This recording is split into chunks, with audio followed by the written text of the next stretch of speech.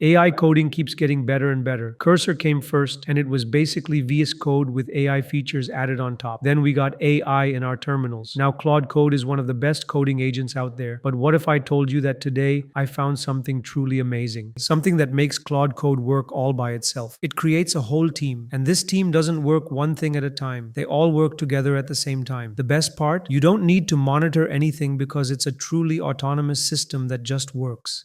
Before I show you the workflow, there are two key concepts you need to understand since many people won't be familiar with them. By understanding these, you'll see why this workflow is so amazing and how it defines the way AI agents may work in the future. The first is TMUX, which stands for Terminal Multiplexer. It's a program that lets you create multiple terminal sessions inside one window. What this means is that when an agent like Claude Code is running in a terminal, it can spawn additional terminals within the same session and assign tasks to them. One instance of Claude Code can effectively control and manage as many Claude Code instances as it wants. The best part is that TMUX sessions persist in memory, so when you return to them, you're exactly where you left off. This is incredibly useful for maintaining context. The second concept is terminal scheduling. This allows you to assign tasks to agents with specific timing parameters. You can instruct them to perform certain actions at designated times, then automatically proceed to the next task. There's no need for constant monitoring. The agents simply follow the schedule you've created, completing everything automatically. That's the power of scheduling. It transforms your terminal into a self-running system. Over on the AI Labs Discord community, we're hosting our first ever hackathon from July 22nd to July 28th. Submit your most interesting builds and projects, and the top 5 submissions will be featured in one of our YouTube videos. You can join by clicking the link in the pinned comment below. And if you're enjoying the content so far, make sure to hit that subscribe button so you don't miss what's coming next. Before we start, navigate to the directory or folder where you want the system to be set up. Once you're there, go to the GitHub repository linked in the description below. This repository is called TMUX Orchestrator, and you'll need to copy the link from there. Go back to your terminal and type git clone followed by the link. This command will clone the repository to your local machine. After cloning, move into the new directory called TMUX Orchestrator, and once inside, you'll run the setup commands shown here. You don't need to copy these commands from the video. Later, I'll show you how to get them in a structured format for easy copy and paste. Running the setup executes scripts that enable the agentic workflow. This step makes all necessary files executable. Once the setup is complete, you need to start a new TMUX session. Since I already have one running, I'll name this one my second agent. This will initialize a fresh session for you. Before you start working with the system, you need to fix two things. Since this project is still in development and relatively new, not everything has been finalized. There are 2 errors in the repository that need correction. After fixing these, the system should run properly. Both fixes I'm about to explain require editing files inside the framework. This will make more sense when I show you the demo. These are minor changes that you can easily make yourself. First, when you're inside the TMUX session, type out Claude to initialize Claude Code. You'll then give it a specific prompt that explains how the orchestrator works. There are 2 checks to ensure everything is functioning correctly. The first check verifies that Claude can control different windows using TMUX. The second check confirms the scheduling system is working. When I run this prompt, it passes successfully. However, when you run it, the check will fail because the author has hard-coded paths with their own username in the configuration files. Don't worry about this failure. Claude will automatically detect the issue and fix these paths to work with your system. You won't need to copy this prompt from the screen either.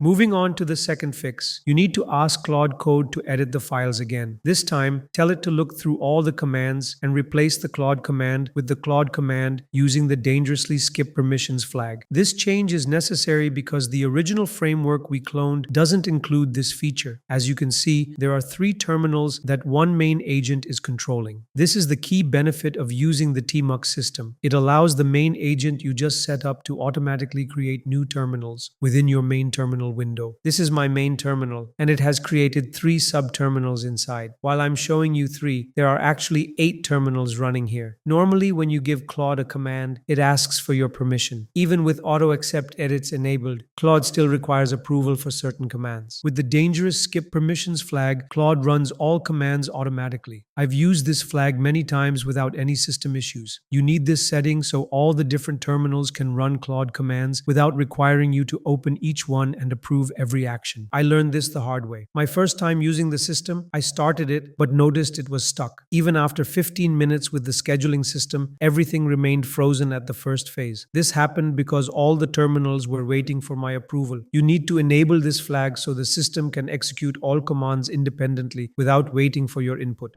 You've seen the multiple terminal setup, but there's another crucial part that requires your attention. This is where you'll spend most of your time, and it's what makes the entire system worthwhile. I've opened the project directory in Cursor to visually explain the structure. You can see our TMUX orchestrator folder that we cloned. Outside of that, I have an app folder containing two subfolders, Spec and Task Manager. The Spec folder contains the documentation that the TMUX orchestrator uses as its blueprint. The Task Manager folder is where the actual app gets built. The Spec folder is critical. It contains the main spec, integration spec, and separate front-end and back-end specs. These files provide guidelines that tell the orchestrator exactly what app to build. The main spec includes timing for each development phase. Everything is timed, and Claude Code must complete each phase within its allocated time frame. I've prepared a template you can use to create your spec step by step. It includes default requirements for a full-stack web app, which you can modify based on your needs. If you're building something different, make sure to review and adjust the specifications accordingly. Once your spec is ready, you'll use a specific prompt to start Claude Code working on the project. After this point, everything runs autonomously. Here's what you need to know about the prompt. You must provide the full path to your spec folder, starting from the home directory. Don't use relative paths. Next, specify what teams to create. There's a front-end team and a back-end team, each with a project manager and developer. You can add more teams using the same format. For example, to add authentication, you'd type create an auth team and follow the same pattern. The system builds according to your spec and checks on each team every 15 minutes to ensure tasks are completed on schedule. It also commits changes regularly, creating restore points in case anything goes wrong. Version control is built into the workflow. Let me demonstrate my setup. I've reached my Claude usage limit, so I can't show live coding, but I can walk through how I started the workflow. After completing the two fixes and creating the TMUX session, initialize Claude again using the dangerous permissions flag. This launches Claude with the necessary permissions. Then provide your prompt and the system will begin building everything automatically. Let me show you the terminals it opens and how it manages the coding process across them.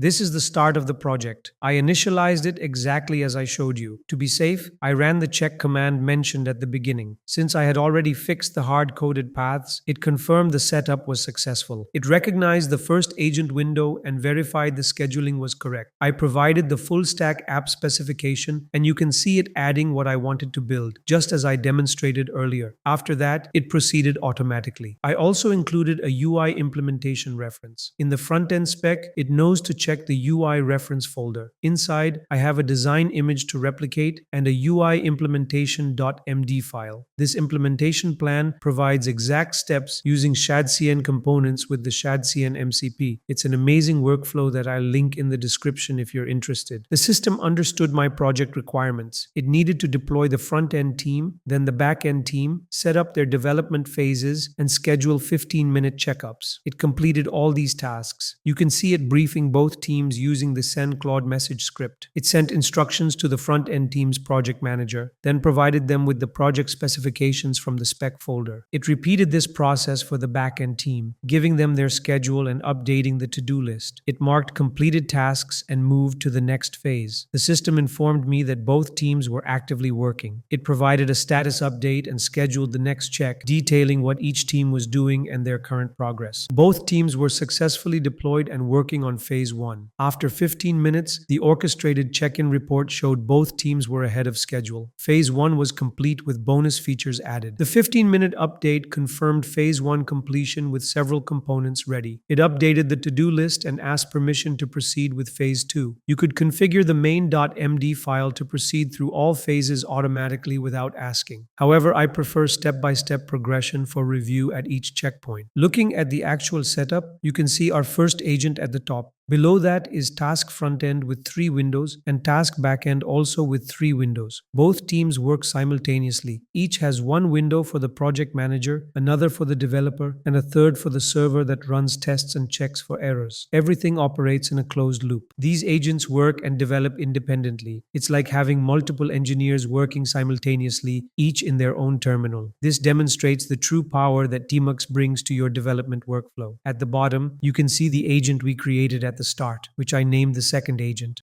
To understand the workflow and get all the commands, you can head over to the GitHub repository. However, it can be confusing, and I've made several modifications myself. Instead, I recommend using git ingest. Simply take the GitHub URL and replace github.com with gitingest.com. This will summarize the entire repository into AI-readable text. Copy that summary and paste it into Claude or ChatGPT. From my experience, Claude provides better results for this type of task. Ask it to explain the workflow and installation process step by step, and it will guide you through everything, including all the necessary commands. If the commands don't appear exactly as expected, don't worry. I'll include all of them in the description below for reference. That brings us to the end of this video. If you'd like to support the channel and help us keep making videos like this, you can do so by using the super thanks button below. As always, thank you for watching, and I'll see you in the next one.